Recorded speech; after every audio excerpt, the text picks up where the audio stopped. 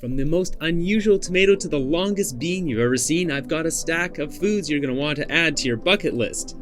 Number 10, the Thai purple potted yardlong bean. Resembling pole snap beans, the Thai purple potted yardlong bean is a real showstopper in the yard. Originating from Southeast Asia, these long beans are believed to come from Thailand, which is good considering the name. In Thailand, they are sometimes called Thai yardlong asparagus bean. Today they are grown in Mexico, California, the Caribbean, where they reach a length of 1.5 feet. When young, they can be eaten raw, or mature, the beans are consumed. Best enjoyed stir-fried, deep-fried, sautéed, or grilled. Boiling or steaming these isn't recommended as their texture becomes undesirable. Rich in vitamin A, C, protein, fiber, folate, magnesium, thiamine, potassium, and iron, this member of the cowpea family, sometimes called purple snake bean, is rich in phytochemical anthocyanin, the same one in purple cabbage that is known for their immense benefits to our health. Other varieties exist that are pure green or yellow or multicolored ones with pink, green, and purple hues. Number 9, Buena Mulata hot pepper. The Buena Mulata hot pepper, this tall, skinny pepper the size of a large chili pepper, is one that changes color multiple times as it ripens. Sadly, my peppers I grew, we see here, didn't make it that far into the ripening before winter came. Being as hot as a Thai chili pepper, measuring around 30,000 to 50,000 Scoville units, the Buena Mulata pepper comes from William Woys Weaver, who introduced us to them from his grandfather's collection. His grandfather received the pepper from African-American folk artist Horace Pippin in 1944. These peppers are easy to grow, are incredibly rare, and offer a nice slight sweetness to them with a very palatable amount of heat for the average person. Number 8, Brad's Atomic Tomato. Developed by Brad Gates of Wild Boar Farms, the Brad's Atomic Grape Tomato is incredibly popular among gardeners. Created using heirloom genetics and mutations as a base foundation, these tomatoes are a little bit more difficult to tell when they're ripe. They start off with a base of green with purple stripes that change to orange or red stripes when ripe. On the inside, a perfectly ripe atomic grape tomato is dark green with blushes of red. They range in size from a large grape tomato to the size of a plum. Tasting sweet and delicious, these tomatoes have won awards for their balance of taste and their striking appearance. Number 7, Chanterelle mushroom. The chanterelle mushroom, a golden, medium-sized mushroom with white flesh inside, is found in forests in the fall. Growing since ancient times, the chanterelle mushroom's name comes from the Greek word kantharos, meaning vase. Thriving in temperate forests around the world, they are highly prized in Germany, where more than 2,000 tons of these mushrooms are received in barrels of brine. Popular in savory dishes, soups, stews, this mushroom is high in vitamins D2, protein, potassium, and iron. Offering a meaty bite and a strong mushroom flavor, they're best added to sauces or served over rice. Number 6, Aurora orach. Once common before spinach stole the show, the Aurora orach, this red leaf vegetable, was commonly grown in the Mediterranean. Offering a spinach-like taste, the Aurora orach grows almost tree-like, saving space vertically in backyard gardens. This is one of my personal favorite vegetables to grow, as they aren't desired by aphids or other bugs. They can also endure hot summer heat and produce a healthy crop. These red leaves are desired by chefs looking to add a bright flare of color to a fancy dish. They have a bit of a salty taste and are enjoyed raw or cooked, and are often used to balance the acidic flavor of sorrel. Number 5, Galnut. The Galnut, black myrobalan, chambulic myrobalan, is a nut grown on a tropical deciduous tree.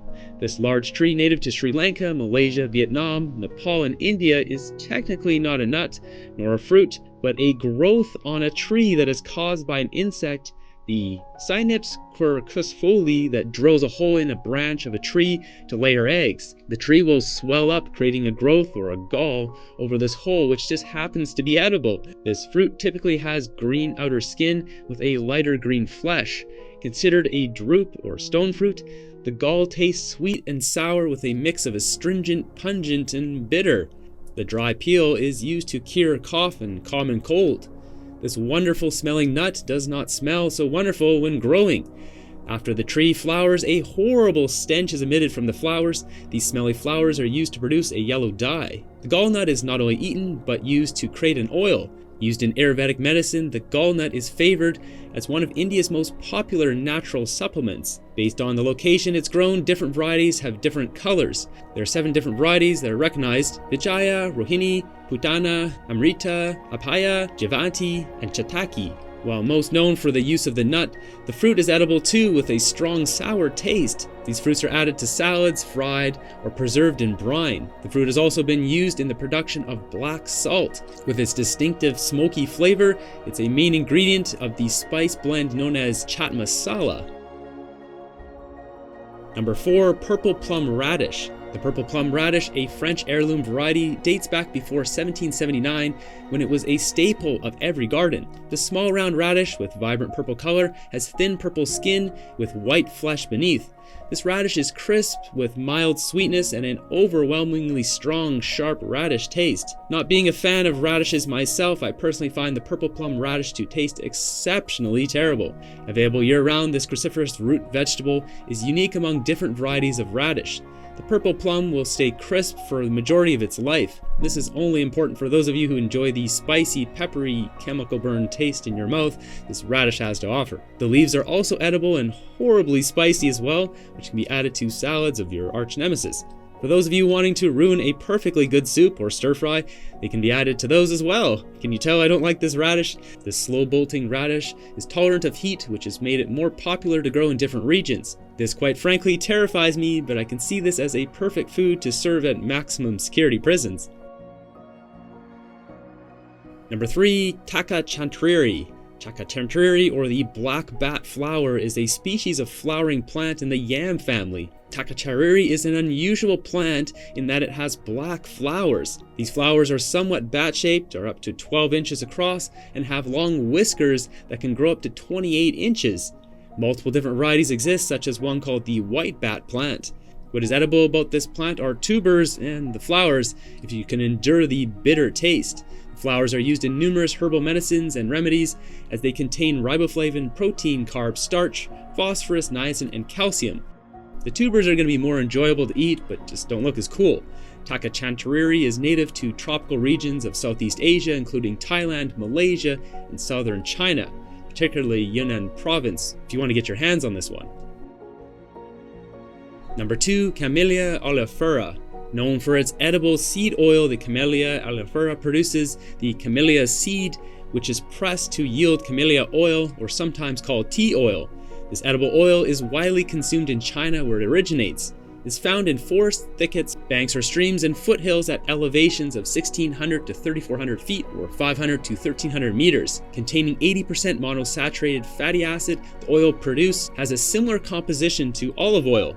This oil offers a clean taste without an oily layer to stir-fried foods and doesn't add any of its own flavor to a dish. Tea seed oil is also used in soap making as an illuminant and traditionally used to protect Japanese woodworking tools and cutlery from erosion. Praised by the Japanese for its use on your face, hair, and body, and to rejuvenate the skin, as many antioxidants and vitamins A, C, E, and D, making it hard to oxidate or go rancid.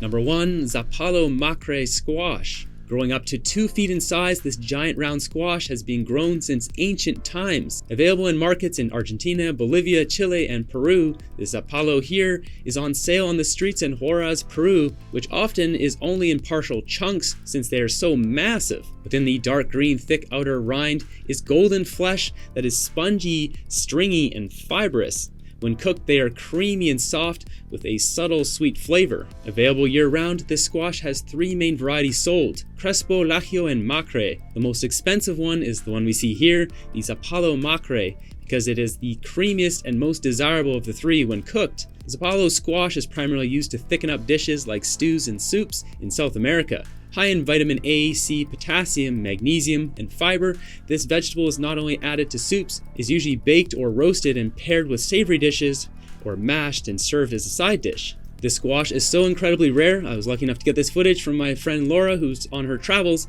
She was recently in Huaraz, Peru. She has lots of amazing adventure travels going around the world, so if you want to check out her channel, I'll link it at the end here. Which of these foods do you want to add to your bucket list to try? Now for this episode's riddle: I can be cracked, I can be made, I can be told, I can be played. What am I? Now why not check out another episode here or check out my friend Laura's channel, and until next one, Have a good one. Tour guide just wanted to subscribe to my YouTube channel. You should too.